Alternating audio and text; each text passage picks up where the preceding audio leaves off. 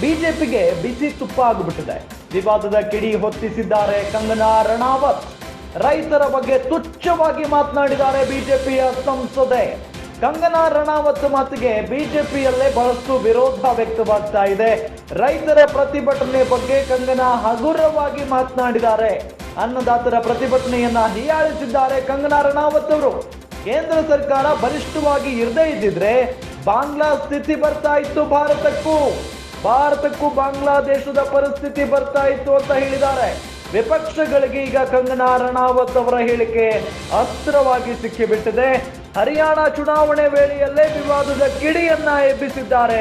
ಕೇಂದ್ರ ಸರ್ಕಾರದ ವಿರುದ್ಧ ಪ್ರತಿಭಟನೆಯನ್ನ ನಡೆಸಿದ್ರು ರೈತರು. ಕೇಂದ್ರದ ವಿರುದ್ಧ ಪ್ರತಿಭಟಿಸಿದ್ದೇ ಅಪರಾಧ ಅಂತ ಕಂಗನಾ ಹೇಳಿಕೆಯನ್ನ ಕೊಟ್ಟಿದ್ದಾರೆ. ಕಂಗನಾ ಹೇಳಿಕೆ ಬಿಜೆಪಿಗೆ ಹಿನ್ನಡೆ ಆಗುವಂತ ಆತಂಕವೂ ಕೂಡ ಇದೆ. ಬಿಜೆಪಿಗೆ ಮುಜುಗರವನ್ನ ಸೃಷ್ಟಿಸಿದೆ ಕಂಗನಾ ರಣಾವತ್ ಅವರ ಮಾತು. ಕಂಗನಾ ರಣಾವತ್ ವಿರುದ್ಧ ಕ್ರಮ ಕೈಗೊಳ್ಳುವುದಕ್ಕೆ ಚಿಂತನೆಯನ್ನ ನಡೆಸಿದ್ದಾರೆ.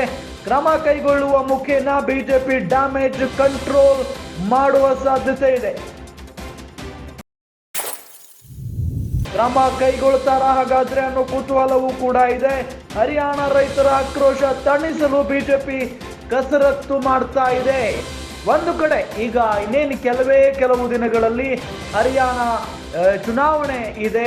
ಇಂತಹ ಸಂದರ್ಭದಲ್ಲಿ ಕಂಗನಾ ರಣಾವತ್ ಒಬ್ಬ ಜವಾಬ್ದಾರಿಯುತ ಸಂಸದೆ, ಆಕೆ ಆ ಸ್ಥಾನದಲ್ಲಿರುವಂತವರು ಈ ರೀತಿಯಾದಂತಹ ಹೇಳಿಕೆಯನ್ನ ಕೊಟ್ಟಿರೋದು ಸಹಜವಾಗಿ ಬಿಜೆಪಿಯ ನಾಯಕರಿಗೆ ಇದು ನುಂಗಲಾರದ ಬಿಸಿ ತುಪ್ಪ ಆಗಿಬಿಟ್ಟಿದೆ. ವಿವಾದದ ಕಿಡಿಯನ್ನ ಹೊತ್ತಿಸ್ಬಿಟ್ಟಿದ್ದಾರೆ ಕಂಗನಾ ರಣಾವತ್. ಈಗ ಇದರ ಜೊತೆಗೆ ರೈತರು ಏನಾದ್ರೂ ತಿರುಗಿ ಬಿದ್ದು ಬಿಟ್ರೆ ಬಿಜೆಪಿ ವಿರುದ್ಧ, ಅಲ್ಲಿಗೆ ಆ ರಾಜ್ಯದಲ್ಲಿ ಮುಗೀತು ಬಿಜೆಪಿಯ ಕತೆ ಅಂತಾನೆ ಅರ್ಥ. ಹಾಗಾಗಿನೇ ಯಾವ ರೀತಿಯಾದಂತಹ ಕ್ರಮವನ್ನ ತೆಗೆದುಕೊಳ್ತಾರೆ ಕಂಗನಾ ರಣಾವತ್ ಅವರ ವಿರುದ್ಧ ಕಾದ್ ನೋಡ್ಬೇಕಾಗಿದೆ.